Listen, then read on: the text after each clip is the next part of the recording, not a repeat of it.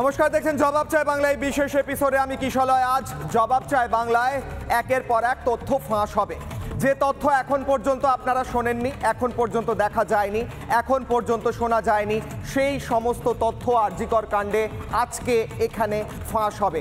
যারা বাড়িতে বসে দেখছেন তারা টিভির সামনে বসুন, এবং যারা ইউটিউব বা ফেসবুকে দেখছেন তারা এই লাইভ স্ট্রিম শেয়ার করে বন্ধুদের জানান যে আজকে এমন কিছু তথ্য ফাঁস হতে চলেছে যা হয়তো গোটা বাংলাকে নাড়িয়ে দেবে। মাসকট স্পিন কন্ট্রোল ল্যাবের পরীক্ষায় এটি প্রমাণিত। কেয়াসেট আলোপেক্স পেন্টা অ্যাক্টিভ নতুন চুল গজাতে সাহায্য করে, চুল পড়া বন্ধ করে। কেয়াসেট আলোপেক্স পেন্টা অ্যাক্টিভ 10 হেয়ার ফল প্রবলেমের একমাত্র সলিউশন।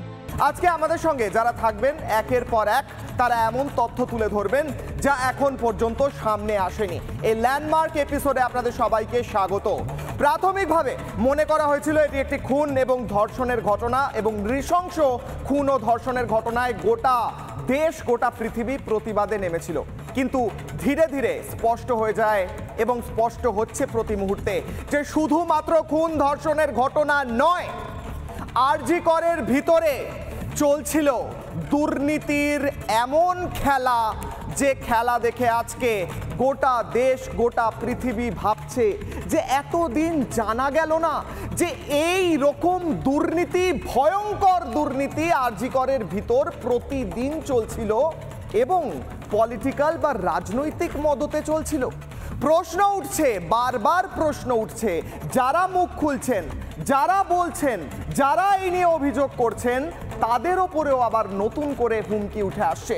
আমরা দেখেছি আজকে সকাল থেকে এবং গতকাল থেকে টানা যখন আমরা কভারেজ করছি, তার আগেও যখন কভারেজ করেছি, ডক্টর আক্তার আলী আমাদেরকে বারবার বলেছেন এবং রিপাবলিক বাংলায় প্রথম মুখ খুলে বলেছেন এই সন্দীপ ঘোষ তিনি নিজে জড়িত ছিলেন গোটা ঘটনায়। আজকে সকালে, গোটা ঘটনা বলতে গোটা দুর্নীতিতে, আজকে সকালে সিবিআই টিম পৌঁছয়, সেই ছবিও আমি দেখাতে বলবো যতক্ষণে আমি গেস্টদের কাছে যাব। তার আগে সেই ছবিও দেখাতে বলবো। আজ সকালে একের পর এক সিবিআই টিম পৌঁছয় এবং সিবিআই টিম পৌঁছে 15টি জায়গায় জেরা তল্লাশি করতে আরম্ভ করে। প্রথমে সকালবেলা সন্দীপ ঘোষের বাড়িতে যখন সিবিআই পৌঁছয় সকাল 6:30 নাগাদ, সন্দীপ ঘোষ সেখানে দরজাই খুলতে চাননি।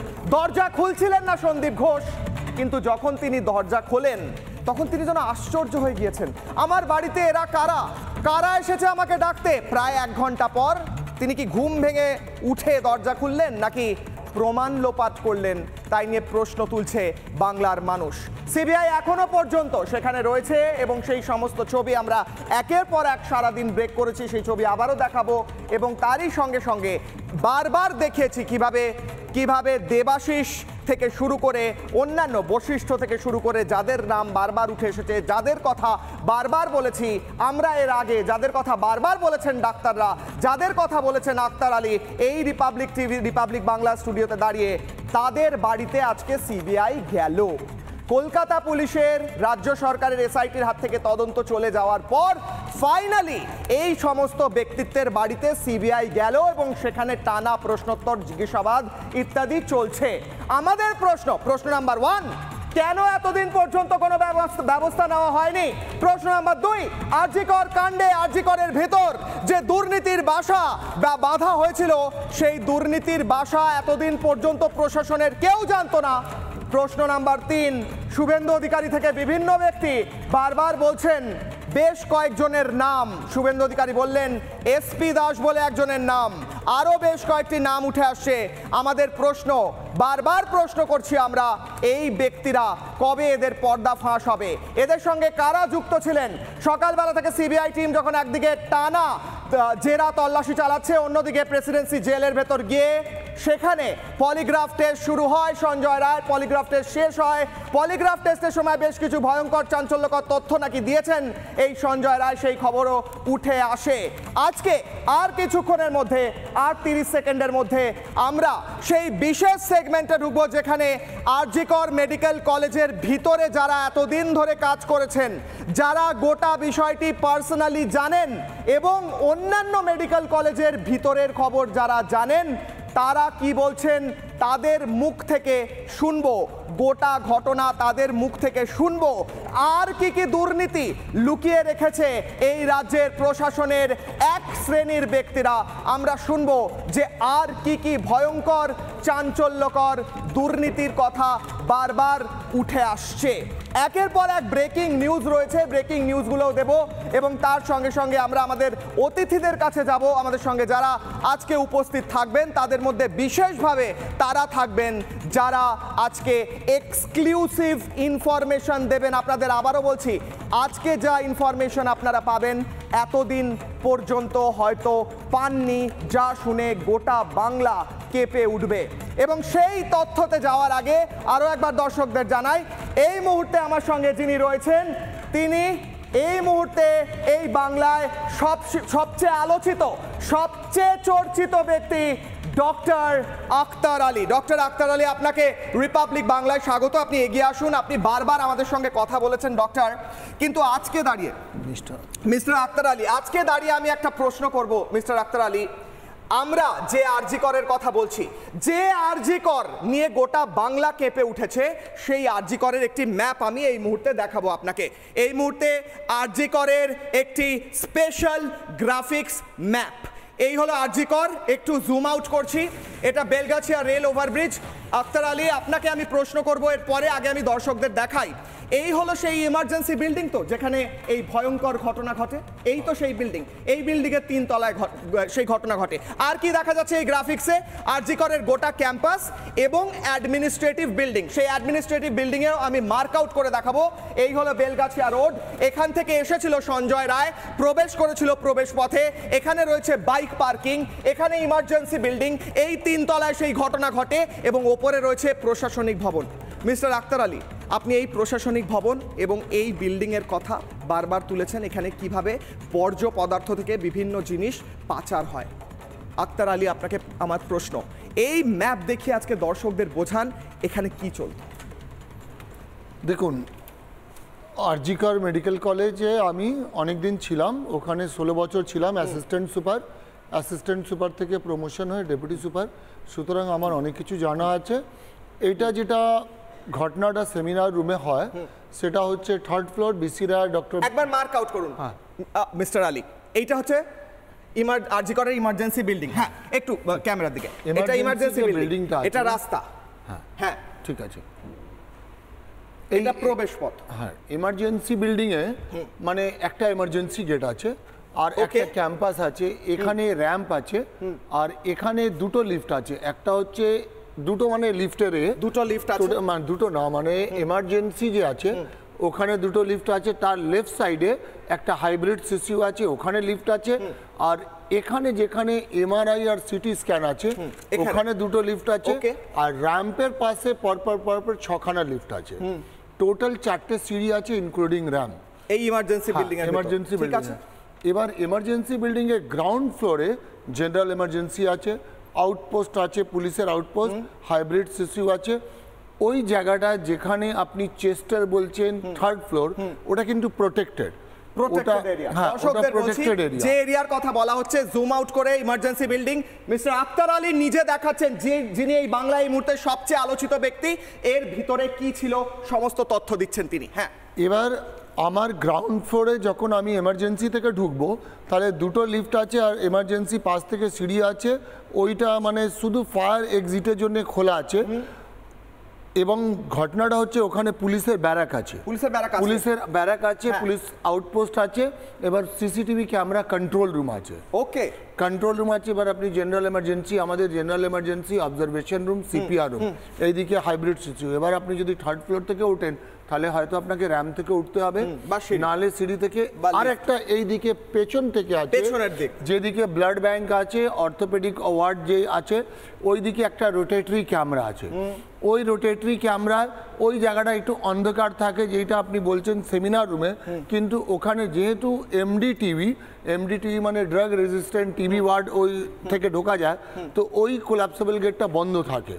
সেদিন কি অবস্থা ছিল আমি জানি না, কিন্তু আমি যখন রাউন্ডে যেতাম, যখন আমার ডিউটি থাকতো, তো আওয়াজ দিয়ে সিকিউরিটিকে ডেকে খোলাতে হতো। তো আমি জিজ্ঞেস করতাম কেন, বলে টিভির মধ্যে অনেক ড্রাগ এডিক্ট পেশেন্ট থাকে কোনো মহিলা ওয়ার্ডে না ঢুকে যায়, সেই জন্য আমরা কোলাপসেবল গেটটা বন্ধ রাখি। হ্যাঁ, এবার হচ্ছে যে সিসিটিভি কন্ট্রোল রুম আছে, তাহলে ওটা পুলিশের এখতিয়ারের মধ্যে। পুলিশের এখতিয়ার। এবার ওখানে যে ডিভিআর আছে বা মনিটর আছে, ওখানে একটা সফটওয়্যার আছে, কম্পিউটার যেটা পিসি বলে, সফটওয়্যারে এক একটা প্রোগ্রামিং করা আছে, ক্যামেরা 1 থেকে 16, 16 থেকে 32, 32 থেকে এরকম করে একটা গ্রুপ করা আছে। এবার ধরুন পার্টিকুলার ও যদি জানে কি এই ক্যামেরা এত নম্বর ক্যামেরা এখানে আছে, তাহলে ওই ক্যামেরাকে ব্লাইন্ড করে দিতে পারে। ব্লাইন্ড করে দিতে পারে। পেছনে, হ্যাঁ পেছনে ব্যাক সাইডে, সফটওয়্যারে ব্যাক এন্ডে যে বসে আছে এখানে, তিনি অ্যাডমিনিস্ট্রেটিভ বিল্ডিং এ আছেন নাকি তিনি এখানেই আছেন? এবার আপনাকে বলছি, একটা এর যে ডিভিআর আর কন্ট্রোল সফটওয়্যার আছে, একটা প্রিন্সিপাল স্যারের ঘরে আছে। প্রিন্সিপাল স্যারের ঘর, ঘরটা কোথায়? আর একটা platinum jubilee administrative building super office, আর একটা হচ্ছে প্ল্যাটিনাম জুবলি বিল্ডিং এ ওনার আছে, আর একটা পুলিশ ফাঁড়িতে কন্ট্রোল রুম আছে, ওখানে থাকে। তাহলে প্রিন্সিপালের ওখান থেকেও করা যায়, পুলিশ ফাঁড়ির এখান থেকেও করা যায়। আক্তার আলী, আমি বলছি দর্শকদের আরো একবার, উনি বলছেন যে ক্যামেরাগুলো এই ইমার্জেন্সি বিল্ডিং এ আছে, যে পুরো ইমার্জেন্সি না, পুরো হসপিটালের মধ্যে যে ক্যামেরাগুলো, সেগুলোকে ব্লাইন্ড করে দেওয়া যায়, সেগুলোকে অন্ধ করে দেওয়া যায় কন্ট্রোল রুমে বসে, যেটা প্রিন্সিপালের ঘরে আছে, প্রিন্সিপালের ঘরে পুলিশ ফাঁড়িতে আছে, বাস পুলিশ ফাঁড়িতে আছে। আর প্রিন্সিপাল মানে সন্দীপ ঘোষের বাড়িতে ঘরে ছিল। হ্যাঁ, ডিসপ্লে আরেকটা জায়গা আছে যেটা অ্যাডিশনাল মেডিকেল সুপারের ঘরে আছে, কিন্তু কন্ট্রোলটা নেই, ডিসপ্লে শুধু আছে, মনিটর আছে, আপনার প্লাজমা লাগানো আছে, আপনি দেখতে পারবেন, কিন্তু কিছু এডিট করতে বা ডিলিট করা বা এগুলো করতে পারবেন না, বা ডাউনলোড করা, যেটা ক্যামেরার যে সিসিটিভি ফুটেজ আছে। আপনি মনে করছেন কিছু ক্যামেরা ব্লাইন্ড করা হয়ে থাকতে পারে? হ্যাঁ, করতে পারেন, এটা তো প্রোগ্রামিং এ ওখানে আপনি কম্পিউটার থেকে করতে পারবেন। এবার অন্য জুম করেও দেখতে পারবেন। এবার গ্রুপটা যেটা হয় প্রোগ্রামিং করা, সেটা যদি ধরুন আগে থেকে আপনি প্রি প্ল্যান কিছু করেন, তাহলে সেটা করা যেতে পারে, আপনার ক্যাপচার হবে না। ওকে, ক্যাপচার হবে। আর আপনি যে ভয়ঙ্কর অভিযোগ বারবার তুলেছেন এই খুন ধর্ষণের পর, যেখান থেকে ডেড বডি থেকে শুরু করে ইনজেকশন থেকে ড্রাগস থেকে বর্জ্য পদার্থ বাংলাদেশে পর্যন্ত পাচার হতো, এটা হ্যাঁ এখন আমি তুলিনি, এটা জুলাই মাসে তুলেছেন। এটা কোন জায়গা থেকে অপারেট হতো? যদি দর্শকদের একবার ছবির মতো করে বুঝিয়ে দেন, কোথায় থেকে অপারেট হতো? ওই প্রশাসনিক ভবন, এই ক্যাম্পাস, এই রাস্তা, এই ইমার্জেন্সি বিল্ডিং। আপনি যদি একটু সাইড হয়ে, হ্যাঁ ক্যামেরা, এই জায়গাটা, হ্যাঁ ধরুন এই জায়গাটা একটা বায়োমেডিক্যাল ওয়েস্টের ভ্যাট আছে ভেতর সাইডে, এখানে একটা ভ্যাট আছে। यस, আর এই সাইডে দর্শকদের জানাচ্ছি এখানে একটা ভ্যাট আছে, যেখানে মেডিকেল বর্জ্য থাকে, ভ্যাট আছে, মিউনিসিপাল ভ্যাট। এবার কি করে ওরা, যে বায়োমেডিক্যাল ভ্যাট একটা ডেডিকেটেড পলি ব্যাগ আছে, ওই ব্যাগগুলোতে আনে, ব্যাগগুলোতে এনে এই ঘরে তালা চাবি দেওয়ার ব্যবস্থা আছে, ওখানে রেখে দেয়। এবার এটা ওর যে র্যাক পিকার যে লোক ফিট করা ছিল ট্রাফিকিং এর জন্য, ওরা কি করতো, ওখান থেকে নীল ব্যাগ, যেটা রিসাইকেলেবল ব্যাগ, নীল ব্যাগ, ওটাকে এখানে নিয়ে আসতো, নিয়ে এসে খুলে ওখান থেকে বাছাই করে নিত। ভয়ঙ্কর তথ্য দিচ্ছেন আপনি। বলছেন এখানে একটি মেডিকেল ওয়েস্টের ভ্যাট রয়েছে, মিউনিসিপাল ভ্যাট রয়েছে, সেখানে যারা নোংরা তুলতে আসে তাদের সাথে আগে থেকে সেটিং করা আছে, তারা জানে কোন ব্যাগ তুলতে হবে, সেখানে ব্যাগ ফেলা হচ্ছে, তারা সেখান থেকে তুলছে। আবার বলছি, ওই যে বায়োমেডিক্যাল ওয়েস্ট, ওটা একটা BMW বলে ভ্যাট আছে, ওইটা তালা চাবি দেওয়া থাকে। এবার ওটা থাকবে ওই ব্যাগে, এবার ওটা ডেডিকেটেড একটা টাইম আছে, সেখানে একটা এজেন্সির গাড়ি আসবে, এবার ওই ব্যাগগুলো নিয়ে যাবে, ওজন করবে, একটা স্লিপ দেবে, রিসিভ করবে। কিন্তু এরা কি করতো, রাত্রিরে, ধরুন আজকে রাত্রিরে হলো, কালকে ভোরবেলা সকালে গাড়ি আসবে, তার মাঝখানে ওই প্যাকেটটাকে এখানে এনে দিত, এবার গাড়ি এসে ইন বিটুইন তুলে নিয়ে চলে যেত, মানে যারা রিসাইকেল করতো। বুঝলাম, এইটা হচ্ছে প্রসেস। এই জিনিসগুলোকে যে মেডিকেল বর্জ্য পদার্থ, সেগুলোকে প্রসেস হচ্ছে এজেন্সি এসে নিয়ে যাবে, কিন্তু এটা বেআইনি কাজটা হতো এইভাবে। তো আক্তার আলী এই মুহূর্তে আমাদের দুটো ডিটেল দিলেন, এক হচ্ছে এই ইমার্জেন্সি বিল্ডিং এর ভেতর কি পরিস্থিতি ছিল, সেখানে ক্যামেরা কিভাবে ব্লাইন্ড করা যেত, আর দ্বিতীয় যে তথ্য দিলেন কিভাবে এই বর্জ্য পদার্থ পাচার হতো বেআইনিভাবে ম্যাপ দেখে। আক্তার আলী, আপনি আমাদের সঙ্গে থাকুন, আপনি এখানে একটু অপেক্ষা করুন, আমি আমার বাকি অতিথি যারা রয়েছেন তাদের সঙ্গে কথা বলে এই মুহূর্তে ফিরবো। আজকে আলোচনায় আপনাদের আমি প্রমিস করেছিলাম এমন অনেক বিষয় উঠে আসবে যা আপনারা আগে কখনো দেখেননি বা আগে কখনো শোনেননি। প্রথম জিনিস যেটা দেখালাম, যে দুর্নীতির কথা আপনারা লিখিতভাবে বিভিন্নভাবে শুনেছিলেন, লিখিত আকারে দেখেছিলেন, তা আজকে ছবির মাধ্যমে দেখালাম। এবং কে দেখালেন? যিনি সেখানে বহু বছর ধরে কাজ করেছেন, as a deputy non medical super, এবং ডেপুটি সুপার হিসেবে তিনি গোটা এলাকা অ্যাক্সেস করেছেন।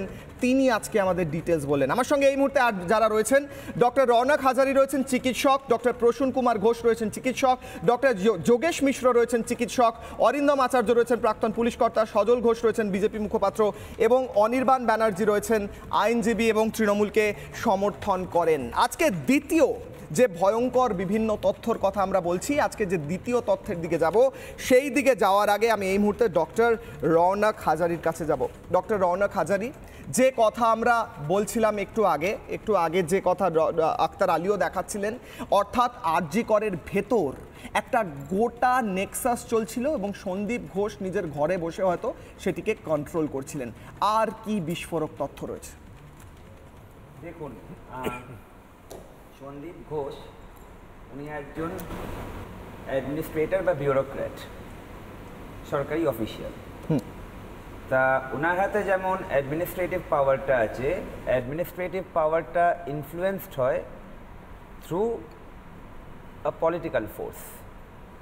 এবং বেশিরভাগ মেডিকেল কলেজগুলোয় আরেকটি পোস্ট আছে, আমি জানি না এটা আপনাদের এখানে কেন উঠে আসে না, শুধু প্রিন্সিপালের নাম উঠছে। আর একটা অত্যন্তই দায়িত্ববান পোস্ট হচ্ছে রোগী কল্যাণ সমিতি এবং সেই রোগী কল্যাণ সমিতির চেয়ারম্যান। এই আপনাদের খবরেই মনে আজকে দেখছিলাম যে আপনারা হচ্ছে বিভিন্ন যে শপসগুলোকে ওখানে অ্যালট করা হয়েছে এটসেট্রা, আপনাদের নিউজে দেখাচ্ছিলেন। এটার পেছনে কিন্তু রোগী কল্যাণ সমিতির একটা বেশ বড় ভূমিকা আছে।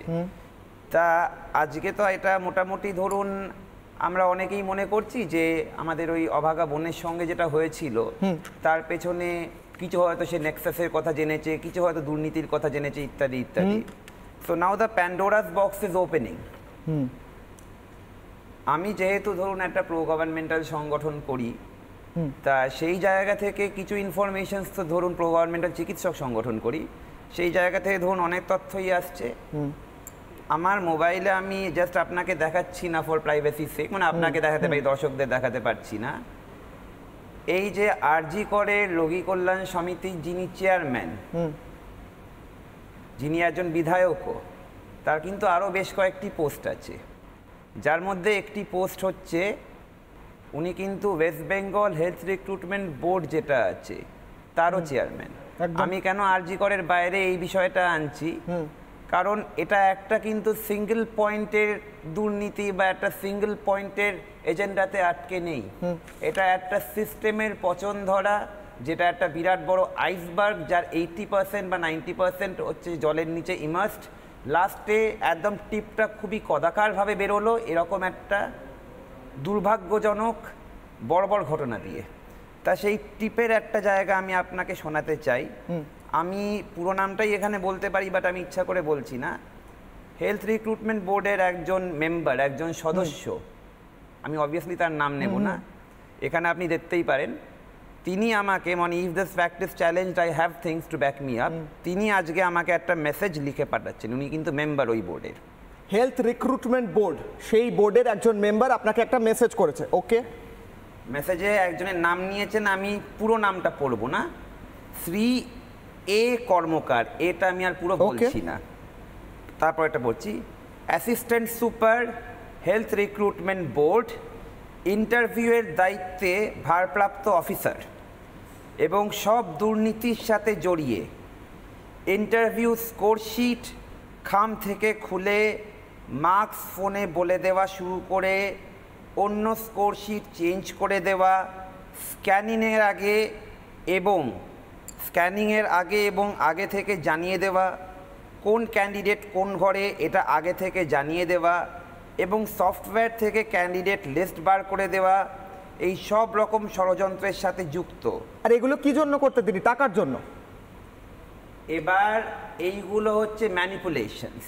হ্যাঁ, একটা এইচআরবি হচ্ছে, হেলথ রিক্রুটমেন্ট বোর্ড হচ্ছে, আমাদের সমস্ত হেলথ প্রফেশনালসরা ইনক্লুডিং ডাক্তার, নার্স, সবাই যেখান থেকে নিয়োগ হয়।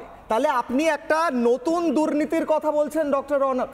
আপনি বলছেন যে দুর্নীতির কথা আমরা এতক্ষণ আলোচনা করছিলাম, বর্জ্য পদার্থ, দেহ, অর্গ্যানস, ওষুধ, এবং এই মৃত্যু এবং রেপের পর ভয়ঙ্কর নৃশংস ঘটনার পর যেগুলো উঠে আসছে, আপনি আজকে নতুন একটা স্ক্যামের কথা বলছেন, রিক্রুটমেন্ট স্ক্যাম। আমি একটু সঙ্গে থাকতে বলবো, এই মুহূর্তে পিসিআরকে বলবো বিগ ব্রেকিং, এই মুহূর্তে আমাদের জবাব চায় বাংলার বিগ ব্রেকিং। ডক্টর রওনক যে কথা তুলে ধরলেন, এবার নিয়োগ দুর্নীতির কথা উঠে আসছে আরজি করে এবং অন্যান্য হাসপাতালেও। গোটা রিক্রুটমেন্ট বোর্ডের ভেতর এই মুহূর্তে স্ক্যামের কথা উঠে আসছে, কোটি কোটি টাকা ঘুষ নেওয়ার অভিযোগ বিভিন্ন মাধ্যমে উঠে আসছে। এবার নিয়োগ দুর্নীতি, প্রচুর টাকা ঘুষ নিয়ে কি কলেজে ভর্তি থেকে শুরু করে নিয়োগ করা হতো ডাক্তারদের? আপনাকে দ্রুত শেষ করতে বলবো, বাকিদের কাছে যেতে হবে, বলুন। জাস্ট দু জায়গায় আমি কারেকশন করতে চাই, আমি কিন্তু টাকার কথা কোথাও না, আপনি নয়, এই অভিযোগ উঠে আসছে। এই কলেজ ভর্তি বললেন, হেলথ রিক্রুটমেন্ট বোর্ড, এইচআরবি কিন্তু কলেজ ভর্তি দেখে না, নিয়োগ, ওরা কিন্তু চাকরি জায়গাটা দেখেন। আমি শুধু এই জায়গায় একটা স্পেসিফিক ইনফরমেশন দিতে চাই, যেমন আমরা এই একটা আরজি কর মডার্ন মেডিসিনের কলেজ, আমি আরেকটা ইনফরমেশন দিতে চাই। তেমনি আমাদের মডার্ন মেডিসিনের পাশাপাশি হোমিওপ্যাথি আছে, হোমিওপ্যাথি পদে, এবং এটা হচ্ছে আরও বিভিন্ন সংবাদ মাধ্যমে বেরিয়েছিল, যাকে রিসেন্ট হোমিওপ্যাথির ডিরেক্টর হিসেবে নিয়োগ করা হয়, এবং সেই নিয়োগটাও কিন্তু ইন্টারভিউ হয়েছিল হেলথ রিক্রুটমেন্ট বোর্ডের মাধ্যমেই। তিনি কেবলমাত্র একজন প্রফেসর, সেখানে 6 জন ক্যান্ডিডেট ছিল, তার মধ্যে একজন ক্যান্ডিডেট এই সমস্ত পোস্টে সবার আগে কাউন্ট করে হচ্ছে তার অভিজ্ঞতা। সেখানে একজন ক্যান্ডিডেট একটি কলেজের এবং একটি সরকারি কলেজের প্রিন্সিপাল 5 বছর ধরে, তাকে টপকে ওই পোস্টে কেবলমাত্র প্রফেসর একজন, তাকে বসানো হচ্ছে। বেশ, আমি এখান থেকে আসবো ডক্টর রওনক, আমি সজল বাবুর কাছে যাব, প্রত্যেকের কাছে যেতে হবে। সজল বাবু, নতুন দুর্নীতি, আবারও নিয়োগ দুর্নীতি, এবং ডক্টর রওনক তিনি নিজে একজন এমন একটি মেডিকেল সংগঠনের সঙ্গে যুক্ত যিনি শাসক দলের পক্ষে, তাই তো, সেই সংগঠনের প্রো গভর্নমেন্ট, সেখানে দাঁড়িয়ে তিনি আজকে বসে জবাব চায় বাংলায় বলছেন যে রিক্রুটমেন্ট হতো কোটি কোটি টাকা নিয়ে। কোটি কোটি তিনি বলছেন না, বাট নিশ্চয়ই কোটি কোটি আমি ধরে নিচ্ছি। সেখানে দাঁড়িয়ে আর কত দুর্নীতি, কে এর মাথা? তৃণমূল টাকা ছাড়া কি চেনে? দুর্নীতি হতো ভর্তি করতো, কলেজে হোক বা কলেজে নয় বা অন্যান্য বিভিন্ন ক্ষেত্রে, পরীক্ষার ক্ষেত্রে, তারা টাকার বিনিময় ছাড়া কি করে? এরা পার্টির লোকের জন্য কিছুই করেনি, এরা যা করে টাকার জন্য করে। আর উনি সবই বললেন, উনি বললেন একজন সাধারণ অধ্যাপককে, প্রফেসরকে, তাকে সমস্ত উচ্চ পদে বসিয়ে দিয়েছে। উনি যেটা বলতে ভুলে গেলেন, আজকে স্বাস্থ্য দপ্তরটা চালায় এমন একজন লোক যার সঙ্গে সরকারি স্বাস্থ্য ব্যবস্থার কোনো সম্পর্কই নেই, সেটা উনি বলতে ভুলে গেছেন। এসপি দাস তার নাম, মমতা ব্যানার্জির অত্যন্ত অত্যন্ত অত্যন্ত ঘনিষ্ঠ, বাকিটা আপনি বুঝে নিন, আজকে থেকে না, অনেক অনেক বছর আগে থেকে। তো তিনি চালান একজন হাড়ের ডাক্তার, যার সঙ্গে আমি বললাম সরকারি স্বাস্থ্য ব্যবস্থার কোনো যোগ নেই। তিনি কয়েকটা বিভিন্ন জায়গায় এজেন্ট ফিট করেছেন, কোথাও পিজিটি, কোথাও ইন্টার্ন, হ্যাঁ, কোথাও বিভিন্ন, যার মধ্যে একজন সেদিনকেও হসপিটালে গিয়েছিল। সেদিনকে ঘটনার পর ওই হসপিটালে ওই মৃতদেহের পাশে সেই লোকটিও গেছিল, কি নাম ওর, তুষার না কি নাম ওর, হ্যাঁ, সুশান্ত রায় না কি নাম, হ্যাঁ, সে লোকটাও গেছিল। এরকম একটা বিরাট নেক্সাস। আর এটা ভাবার কোনো কারণ নেই যেটা একটা কলেজেই হয়, এটা পশ্চিমবঙ্গের সমস্ত মেডিকেল কলেজেই হচ্ছে। দেখুন, যখন মাথায় কে বসে আছেন আপনি আরো একবার নামটা বলুন। মানে কার মাথায়? আপনি একটু আগেই একটা নাম বললেন, এসপি দাস। এসপি দাস, এই ব্যক্তিকে আমি বলতে পারি একজন হাড়ের ডাক্তার। হ্যাঁ, ব্যক্তিগত পর্যায়টা আমি যেতে পারবো না। হ্যাঁ, বিষয়টা হচ্ছে এটাই যে তিনি যা বলবেন, আমার স্বাস্থ্যমন্ত্রী কাম আপনার মুখ্যমন্ত্রী কাম আপনার পুলিশ মন্ত্রী কাম ফাইন্যান্স মিনিস্টার, তিনি সেটাই করবেন। এমন তার দখল, এমন তার দক্ষতা যে তার বাইরে চলবেন না। এই যে সন্দীপ ঘোষকে একাধিকবার গেছে এসছে, গেছে আবার এসছে, এটা কে করিয়েছে? আপনি ভাবুন, এক লাইন ভাবুন। আজকে সন্দীপ ঘোষকে এই হসপিটাল থেকে সরিয়ে দেওয়া হলো, তিনি রিজাইন করলেন। রিজাইন করার পর একটা লোককে প্রাইজ পোস্টিং দিয়ে আবার ন্যাশনাল মেডিকেলে পাঠিয়ে দিল। ভালো করে বুঝুন, যে লোকটা অলরেডি রিজাইন, আপনি অ্যাকসেপ্ট করেননি অন্য কথা, ব্যর্থতার জন্য পদত্যাগ করলেন, তাকে আরেকটা দল। এটা ঘটনা নয়, এটা ঘটনা নয়। একটা দেহ, তার একটা পার্ট হচ্ছে শাস্ত্র, একটা পার্ট হচ্ছে পুলিশ। এরপর যেই দেখলো লোকটা এবার গেঁড়াকলে পড়তে চলেছে, সব বলে দেবে। যাকে তুমি 7 দিন আগে, আচ্ছা 1 মিনিট সঙ্গে থাকুন। এই মুহূর্তে সন্দীপের বাড়ি থেকে, সন্দীপ ঘোষের বাড়ি থেকে সিবিআই বেরোচ্ছে, সেই visual first and exclusive Republic Bangla Sandip ঘোষের বাড়ি থেকে এই মুহূর্তে সিবিআই টিম বেরোচ্ছে, সেই ছবি। আমাদের সঙ্গে রয়েছেন আমাদের প্রতিনিধি। যে দরজা, সেই দরজা খুলে সন্দীপ ঘোষ বেরিয়ে আসেন। দেখা যাচ্ছে সন্দীপ ঘোষ তিনি উপস্থিত রয়েছেন, তিনি সিবিআই এর যে টিম, সেই টিমের পিছনে কিন্তু তিনিও উপস্থিত রয়েছেন এবং সন্দীপ ঘোষকেই কিন্তু জিজ্ঞাসাবাদ করেন এবং সন্দীপ ঘোষকে জিজ্ঞাসাবাদ করবার পর এই মুহূর্তে কিন্তু সিবিআই এর যে টিম, সেই সিবিআই এর টিম কিন্তু বেরোচ্ছে। সন্দীপ ঘোষ তিনি দাঁড়িয়ে রয়েছেন। যদি দেখা যায় যে দীর্ঘ 9 দিন ধরে তিনি কিন্তু সিবিআই এর যে স্পেশাল ক্রাইম ব্রাঞ্চ রয়েছে তাদের জেরার সম্মুখীন হন এবং আজকে কিন্তু অ্যান্টি কারাপশন ব্রাঞ্চের তরফ থেকে আধিকারিকরা আসেন এবং অ্যান্টি কারাপশন ব্রাঞ্চের তরফ থেকে আধিকারিকরা এসে কিন্তু এই মুহূর্তে তারা তদন্ত প্রক্রিয়া এবং একাধিক নথি কালেকশন হয়েছে এমনটাই কিন্তু জানা যাচ্ছে। সেই নথি কালেকশনের পর কিন্তু তারা বেরিয়ে আসছেন। সন্দীপ ঘোষ তিনি কিন্তু এখনো পর্যন্ত রয়েছেন, তাকে দেখাই যাচ্ছে। হ্যালো অর্ণব, এই মুহূর্তে তুমি দেখাচ্ছ সেই ছবি। আমি প্রশ্ন করব, সিবিআই অফিসিয়ালরা যারা বেরোচ্ছেন তারা কি হাতে কোনো নথি নিয়েছেন? জিজ্ঞাসাবাদ কি হয়েছে কিছু জানা যাচ্ছে? সন্দীপ ঘোষকে একটু আগেই দেখলাম যথেষ্ট নার্ভাস অবস্থায় দাঁড়িয়েছিলেন গেটের সামনে, সকালেও তাকে দেখেছিলাম। এই মুহূর্তে কি পরিস্থিতি অর্ণব? তিনি কিন্তু দরজা বন্ধ করে দিলেন, কার্যত তাকে বারবার প্রশ্ন করা হয়, তিনি কিন্তু প্রশ্নের মুখে দরজা বন্ধ করে দিলেন এবং এই মুহূর্তে আমি আলী হোসেনকে দেখাতে বলবো যে কার্যত কিন্তু সিবিআই এর যে টিম তারা একাধিক নথি, সেই নথি কিন্তু তারা বাজেয়াপ্ত করেছেন। সেই নথি দেখাই যাচ্ছে যে ফাইল, প্রচুর ফাইল কিন্তু এখান থেকে কালেকশন করে কিন্তু তারা নিয়ে যাচ্ছেন এবং অন্যদিকে সিবিআই গাড়ি বেরোলো। পাশাপাশি যদি দেখা যায় সিবিআই এর যে আরো গাড়িগুলো সেগুলো বেরোচ্ছে এবং পাড়ায় কিন্তু এলাকায় সন্দীপ ঘোষের বাড়ি থেকে সিবিআই বেরিয়ে যাওয়ার পরে কিন্তু অর্ণব আবার একবার বলো, সিবিআই বেরিয়ে যাওয়ার পর কি স্লোগানের কথা বললে এক্ষুনি অর্ণব? ওদিকে সিবিআই এর যারা আধিকারিকরা তারা যে সমস্ত একবারে কিশোরায় দেখো যে চোর চোর স্লোগান কিন্তু শোনা যাচ্ছে গোটা এলাকা থেকে। চোর ডাক্তার, চোর ডাক্তার, চোর ডাক্তার, চোর ডাক্তার। দেখো বাইরে, তার বাড়ির বাইরে কিন্তু চোর চোর স্লোগান উঠেছে। ওটা অন্য লোকের বউ, ওটা তুলে নিয়ে এবং সেই জায়গা থেকে দাঁড়িয়ে কিন্তু এই মুহূর্তে সিবিআই এর গাড়ি যেমন একদিক থেকে বেরোচ্ছে, অন্যদিকে কিন্তু যারা এলাকাবাসীরা তারা কিন্তু বিক্ষোভ দেখাচ্ছেন। কিশোর বেশ অর্ণব, এই ছবি রাখতে বলবো। একদিকে সিবিআই টিম বেরোচ্ছে সেই ছবি এবং আমি আলোচনায় ফিরবো, একদিকে সেই ছবি রাখতে বলবো কনস্ট্যান্টলি। এবং সেই ছবি এই মুহূর্তে অর্ণব তুলে ধরছে। সন্দীপ ঘোষ তার বাড়ি থেকে সিবিআই বেরিয়েছে এবং সেখানে চোর চোর স্লোগান, চোর চোর স্লোগান। সন্দীপ ঘোষকে আমি আলোচনায় ফেরার আগে আরো একবার অর্ণবের কাছে যাবো দ্রুত। অর্ণব, আরো একবার বলো এই মুহূর্তে কি পরিস্থিতি?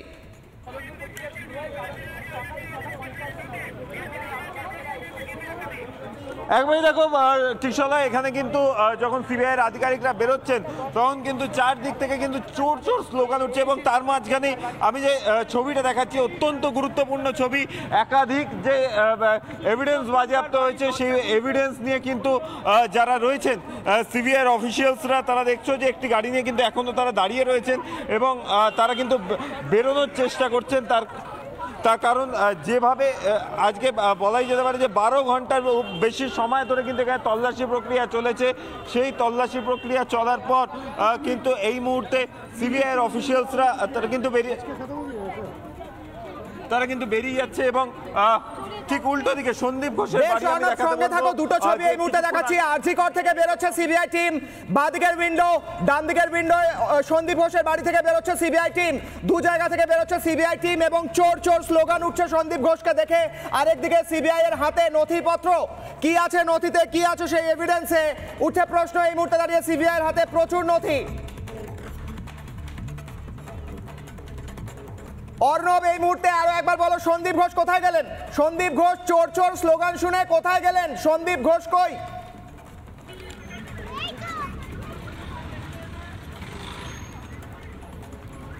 এই মুহূর্তে সন্দীপ ঘোষ তিনি কিন্তু বাড়ির মধ্যেই রয়েছেন এবং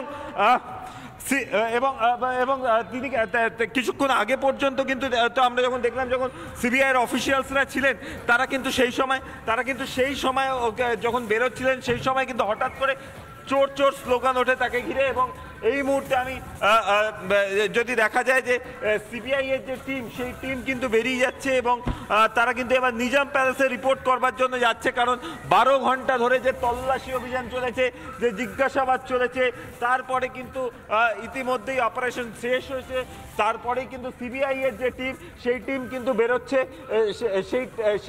সেই টিমে যারা অফিসাররা ছিলেন একাধিক নথি তারা বাজেয়াপ্ত করেছেন, একাধিক নথি বাজেয়াপ্ত হয়েছে এবং সেই বাজেয়াপ্ত নথি এক্সামিন করবার জন্য কিন্তু নিয়ে যাওয়া হচ্ছে। এবং খুব সম্ভবত যেটা জানা যাচ্ছে অ্যান্টি কারাপশন ব্রাঞ্চের তরফ থেকে কিন্তু আগামীকালই নোটিশ করা হতে পারে সন্দীপ ঘোষকে। ইতিমধ্যে সঞ্জয় বশিস তাকে কিন্তু নোটিশ করা হয়েছে এবং সন্দীপ ঘোষ তার যদিও এখনো পর্যন্ত যেটা সূত্রের খবর যে তার পলিগ্রাফ টেস্ট হয়নি স্পেশাল ক্রাইম ব্রাঞ্চের কাছে, তো সেক্ষেত্রে যদি তাকে কালকে তলব করা হয় অ্যান্টি কারাপশন ব্রাঞ্চের কাছে সামনে, তাহলে কিন্তু তাকে নিজাম প্যালেসে হাজিরা দিতে হবে, এমনটাই কিন্তু খবর যে তাকে খুব সম্ভবত কালকে তলব করা হচ্ছে সিবিআই এর তরফ থেকে জিজ্ঞাসাবাদের জন্য।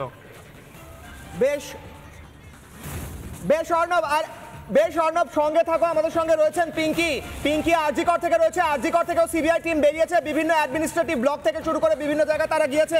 পিঙ্কি, কোনো নথি রয়েছে সিবিআই এর হাতে? কি পাওয়া গিয়েছে? কোনো তথ্যসূত্র?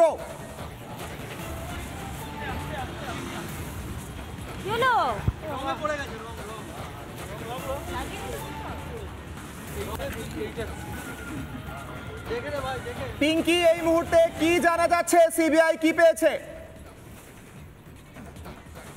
এই মুহূর্তে ছবি থাকুক, আমি ফিরবো আলোচনায়, উইন্ডোতে ছবি থাকবে। আমি একবার সজলদার কাছে যাওয়ার আগে আমি আরও একবার এক এক করে প্রত্যেকে বলতে দেবো, কারণ সময়ও কম রয়েছে।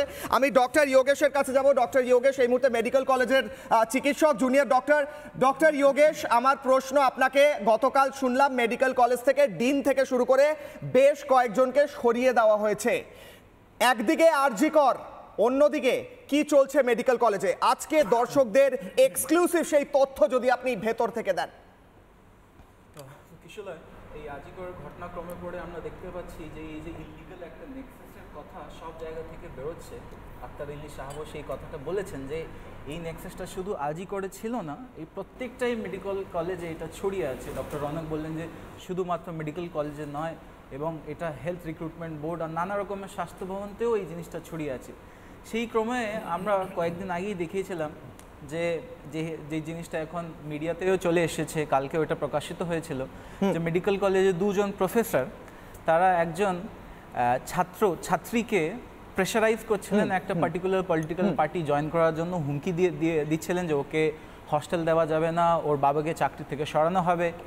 সেই জিনিসটা নিয়ে একটা কমিটি তৈরি করা হয়েছিল, আর স্টুডেন্টদের প্রেশারাইজ করার পর সেই কমিটি রিপোর্টটা 3 মাস পরে কালকে বেরিয়েছে। আর সেই কমিটিটা বের হওয়ার পর সেই ডিন আর সেই যে দুজন প্রফেসর ওই ঘটনাতে লিপ্ত ছিলেন ওনাদেরকে ওনাদের পদ থেকে সরিয়ে দেওয়া হয়েছে। এটা থেকেই আমরা বুঝতে পারছি এই যে থ্রেট কালচার, এই যে নেক্সাসটা শুধু ইলিগাল জিনিস না, এই যে একটা থ্রেট কালচার যেটা আমাদের স্টুডেন্টদেরকে সবসময় ট্রান্সফার, মার্কস, ফেল করানো ভয় দিয়ে যে থ্রেট কালচারটা চলছে, সেটার জন্য মেডিকেল কলেজ কিন্তু একটা স্টেপ নিয়েছে সেই থ্রেট কালচারটাকে নাশ করার জন্য। শুধু আরজিকর নয়, শুধু আরজিকর একদমই না, শুধু আরজিকর নয়, মেডিকেল কলেজে থ্রেট দেওয়া হচ্ছে। কি জন্য থ্রেট দেওয়া হচ্ছে? যেন ট্রান্সফার করে দেওয়া হবে, মার্কস কম দেওয়া হবে, ওদেরকে কি করতে হবে? তৃণমূল ছাত্র পরিষদ করতে হবে। সেটা কোনো নাম নেওয়া হবে না, কিন্তু it is very much evident যে কোন পক্ষটা এটা করছে অ্যান্ড কোন জিনিসটা বাইরে এসেছে। তার সঙ্গে একটাও বড় একটা জিনিস যেটা আমি স্টুডেন্ট ফান্ড থেকে আপনাদের সবাইকে জানাতে চাই, যে আজকে যে অনেকেই নেতা মন্ত্রী পক্ষ হোক বিপক্ষ হোক, তারা এসে আপনাদের পাশে দাঁড়িয়ে এসে ডাক্তারদের বিরুদ্ধে আপনাদেরকে ইনস্টিগেট করার চেষ্টা করবেন যে আমরা এই যে কর্মবিরতি করছি তাতে নাকি চিকিৎসা অবরোধ হচ্ছে। তার জন্য একটা জিনিস আমি ক্লিয়ার করে দিই, আজকে এই যে গোটা 15 দিন ধরে এই যে আন্দোলনটা চলছে, এতদিন পরও আমাদের সঙ্গে কে দাঁড়িয়ে আছে জুনিয়র ডাক্তারদের সঙ্গে? কলকাতা পুলিশ না, কোনো রাজনৈতিক দল না, কে দাঁড়িয়ে আছে? এই সাধারণ মানুষ দাঁড়িয়ে আছে। তারা প্রত্যেক দিন 8 থেকে 10টা র্যালি বের করছে। কেন? কারণ এই যে জুনিয়র ডাক্তাররা আছে তারা সেই রুগীর মৃত্যু দেখে, তাদের জন্ম থেকে, তার ভর্তি থেকে, তার চিকিৎসা, ওষুধপত্র, এবং এটাও না যদি তুমি কোনো একটা লেবার রুম, গাইনি লেবার রুমে যাও, সেখানে ডাক্তাররা নিজে হাতে ওদের পেচ্ছাপ পায়খানাটাও পরিষ্কার করে। তার ফলে আজকে আমরা দেখতে পাচ্ছি যে জনসাধারণ আমাদের জন্য দাঁড়িয়ে এসে প্রতিবাদ করছে। এই আন্দোলনটা আজকে শেষ হবে না, এই আন্দোলনটা শুধু বিচারের সঙ্গে শেষ হবে না, এই আন্দোলনটা এই লিগ্যাল নেক্সাসটাকে তুলে ফেলে দেবে এখান থেকে। বেশ, যোগের সঙ্গে থাকো একটু, আমি যাব অনির্বাণ বাবুর কাছে। অনির্বাণ বাবু, সরাসরি এখানে শুনলেন এবং সেখানে অ্যাকশন নেওয়া হয়েছে, আপনি বলবেন স্যার, আপনি বলবেন অ্যাকশন নেওয়া হয়েছে, সরিয়ে দেওয়া হয়েছে, তিনি তৃণমূলে জয়েন করার জন্য প্রেশারাইজ করছিলেন বলে। কিন্তু প্রশ্ন হচ্ছে, এতদিন ধরে এই কালচার চলছে, একদিকে সন্দীপ ঘোষের মতো ব্যক্তিকে পলিটিক্যাল রাজনৈতিক মদতে উপরে বসিয়ে রাখা হচ্ছে, আরেকদিকে ছাত্রছাত্রীরা একটি রাজনৈতিক দল না করলে, আপনি শুনলেন নিজের মুখে একজন ডাক্তার বলছেন যে তাদেরকে ভয় দেখানো হচ্ছে, মার্কস কম দেওয়া হবে, তাড়িয়ে দেওয়া হবে। আপনি কি এগুলোকে কন্ডেম করবেন না, নিন্দা করবেন না? 100বার কন্ডেম করব। এবং তার সঙ্গে একটা কথা বলি, দেখুন উত্তরবঙ্গ লবির রেফারেন্স টেনে বিজেপির রাজ্য সভাপতি থেকে শুরু করে বিজেপির মুখপাত্ররা পর্যন্ত, যেহেতু মুখ্যমন্ত্রী একজন মহিলা, তাকে ইঙ্গিত করে কুৎসিত সব ইঙ্গিত করে যাচ্ছেন। একটি নারী নির্যাতনের ঘটনার প্রতিবাদ করতে গিয়ে রাজনৈতিকভাবে 100 বার লড়বেন, কিন্তু যেহেতু মুখ্যমন্ত্রী একজন মহিলা, তাকে জড়িয়ে একটা কুৎসিত ইঙ্গিত করতেই হবে। এইটা বোধহয় না করলেই ভালো হতো, যদিও বিজেপির থেকে অন্য কিছু আমরা আশা করি না। সুকান্ত মজুমদার তো করেইছেন, আপনিও করলেন। তিনি কি বলেছেন? আচ্ছা বলেন, আমি দুজন এখনো বলেননি, তার চরিত্র নিয়ে বলেছেন মুখ্যমন্ত্রী, বলেনি, আমি শেষ করি। আপনি বলুন না কি কি খারাপ কথাটা। আমি বলিনি। ধরা যাক আপনি যেটা বলছেন, আমি শেষ করিনি, পাস করে আসেনি সুকান্ত মজুমদার। আচ্ছা বেশ, আমি শেষ করিনি। যে ইঙ্গিতের কথা আপনি বলছেন, যে ইঙ্গিতের কথা আপনি বলছেন, যদি সেটা কুৎসিত হয়ে থাকে আপনার মতো, ধরা যাক, আমি ধরে নিলাম তর্কের খাতিরে, তার পাল্টা আপনারা একই জিনিস করবেন। বিজেপির থেকে যদি অন্য কিছু আমরা আশা করি না, সজল বাবু আপনার থেকে। অনির্বাণ বাবু দ্রুত শেষ করুন, দুজন এখনো বলেননি, দ্রুত 1 মিনিট সজল বাবু বলুন। এবার এই জায়গাটায় বোঝা যায় যে নারী নির্যাতনের প্রতিবাদ করতেই আরেকজন নারীকে ঘিরে কুৎসিত ইঙ্গিত করা মানে আদতে তাদের মানসিকতাটা ঠিক কি? এক, এখানে ডাক্তার রৌনক হাজারি নিজে বলেছেন যে তিনি শাসক দল বা সরকার পক্ষের দিকে সমর্থক একটি সংগঠনের অংশ। অর্থাৎ এখানে কোথাও একটা দেখা যাচ্ছে যারা সরকারের দিকে বা হেলে থাকা সংগঠনের অংশ, তারাই কিন্তু প্রতিবাদ করছেন বা তারাও কিন্তু প্রতিবাদ করছেন। শেষ করিনি। তাদের তরফ থেকেও কিন্তু প্রতিবাদটা আসছে, যার ফলে এক্ষেত্রে যারা নেক্সাস চালাচ্ছেন বা চালিয়েছেন বলে অভিযোগ, তারা কার পক্ষে সাহায্য পেয়েছেন না পেয়েছেন তার থেকেও ইম্পর্টেন্ট প্রতিবাদটা এক্ষেত্রে হচ্ছে, এবং সেটা শাসকপন্থী যারা তাদের দিক থেকেও হচ্ছে। তারা যদি তথ্য এখানে যেমন দিচ্ছেন, হোপফুলি তারা এখন তদন্ত যারা করবে, সিবিআই করছে যেহেতু আর্থিক দুর্নীতির, তাদের কাছেও ডিপোজ করবেন। আমরা একদম একান্তে আমরা রীতিমতো চাই যে এটার শেষ হোক, এটার কোনো রকম আবার যেন সিবিআই এর ঘোলা জলে হারিয়ে যাওয়া তদন্ত। আচ্ছা বেশ, অনির্বাণ বাবু এই মুহূর্তে একটা ব্রেকিং রয়েছে, এই মুহূর্তে ব্রেকিং। অভয়ের জন্য বিচারের দাবিতে রাস্তায় এবার নামলেন সাধু সন্তরা। বাকি দুজনের কাছে যাওয়ার আগে এই মুহূর্তে বিগ ব্রেকিং, রাস্তায় নেমেছেন সাধু সন্তরা, সন্ন্যাসীরা। খড়দহে সাধু সন্তদের মিছিল, এই মুহূর্তে সেই ছবি নেব। খড়দহের সাধু সন্তদের মিছিল, তারাও রাস্তায় নেমেছেন। মিছিলে ছিলেন কবি, সাহিত্যিক, শিল্পীরা। সেই ছবি, সাধু সন্তরা এই মুহূর্তে রাস্তায় নেমেছেন, তারাও দাবি করছেন জাস্টিস ফর আরজি কর, একশর জাস্টিস ফর আরজি কর। ফিরবো আলোচনায়, এই মুহূর্তে আমি যাব ডক্টর প্রসূন, সেই ছবি।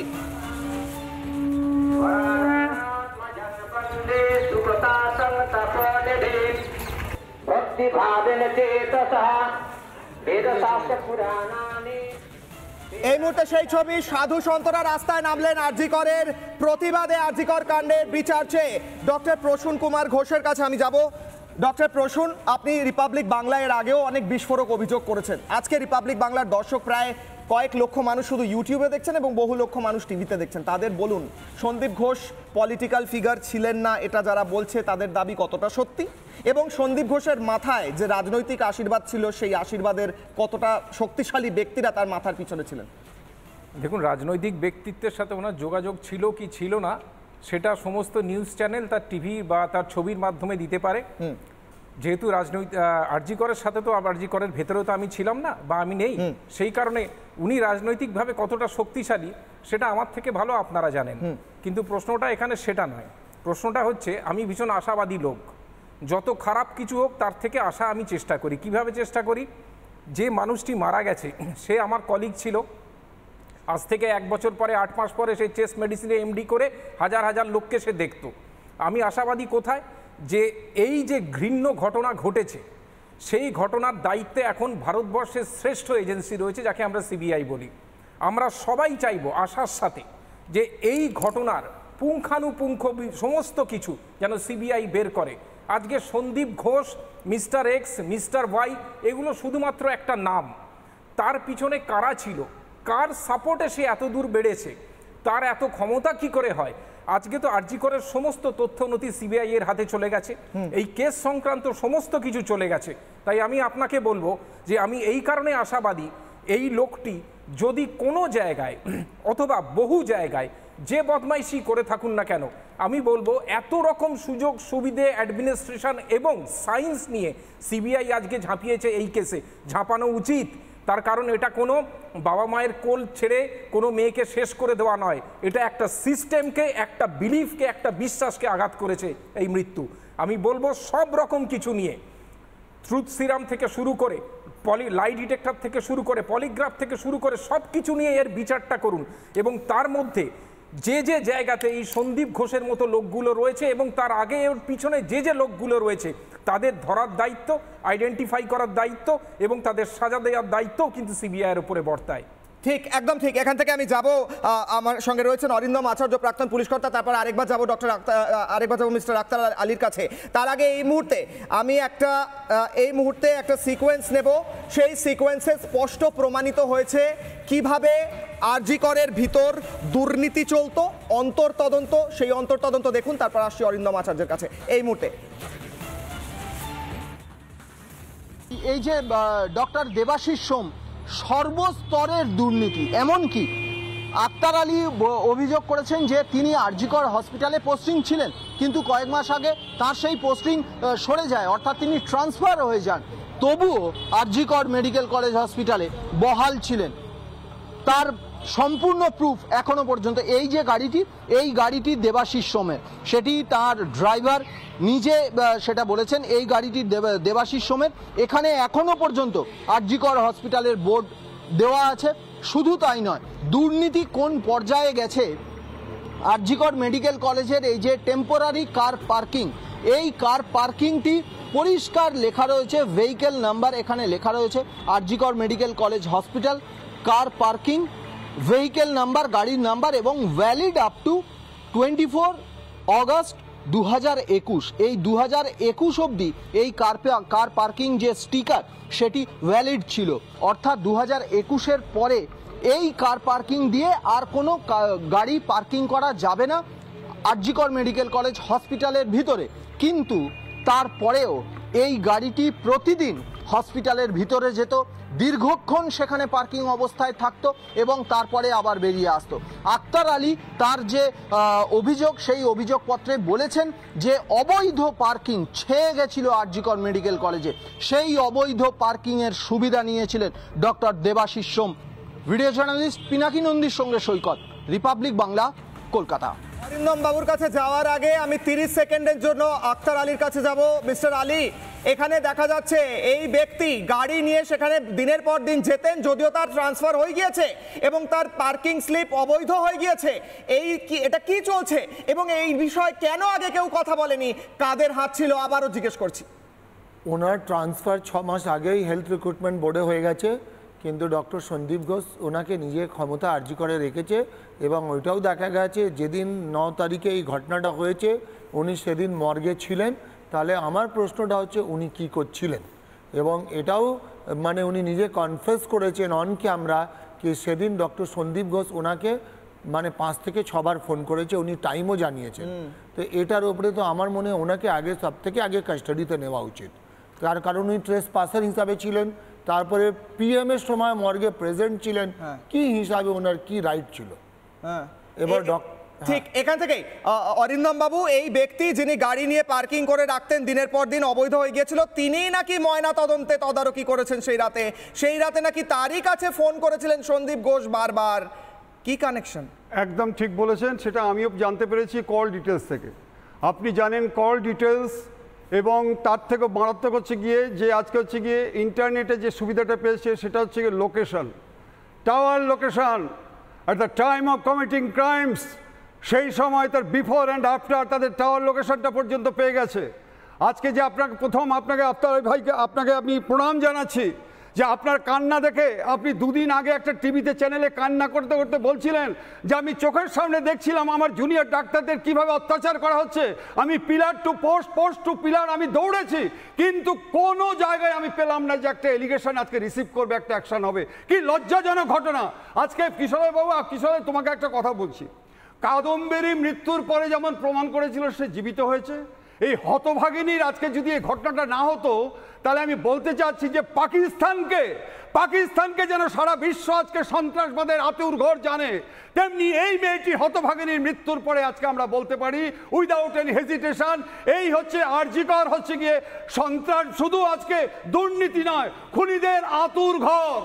আজকে যেভাবে নাকি চরম অত্যাচার করছে, যেভাবে অর্থ উপার্জন করছে, আপনি আমাকে বলুন, গত 10 তারিখে আরজিকর হসপিটালে যখন আমি গিয়েছিলাম তখন ওই ডাক্তারগুলো যখন কাঁদছিল আমার কাছে, তারা স্টেটমেন্ট দিচ্ছিল যে স্যার কিভাবে আজকে প্লেস অফ অকারেন্সগুলো আজকে সরিয়ে দিচ্ছে, এভিডেন্সগুলো সরিয়ে দিচ্ছে। আচ্ছা, ওরা তো ডাক্তার, ওরা কি সন্দেশখালী অনুব্রত যে গুলি করে মেরেছিল তারাই নিরীহ মানুষ, তারা কোয়ালিফাইড, তারা জানে যে এভিডেন্স কোনটা থাকলে তার ফাঁসি হতে পারে। আপনি আমাকে বলুন আজকে যে তাদেরকে কেন এত স্কোপ দেওয়া হচ্ছে, সাধারণ মানুষ থেকে শুরু করে আজকে যে কথাটা বলছে যে বিইং সাসপেক্টেড তাদেরকে কেন অ্যারেস্ট করে পিসি নিয়ে কাজ করা হচ্ছে না।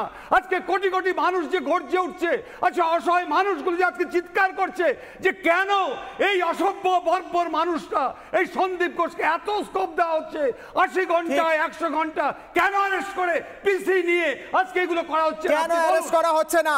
প্রশ্ন একমাত্র কেন অ্যারেস্ট করা হচ্ছে না এদের। আমরা এই মুহূর্তে ঠিক একদম আমরা এই মুহূর্তে কয়েকটা ছবি, আক্তার আলী কিছু বলছেন, হ্যাঁ, ডক্টর সোমকে, ডক্টর সন্দীপ ঘোষকে কেন পিসি নিয়ে না হলো না? Being suspected, we have got the power. একজন investigating officer has got full power.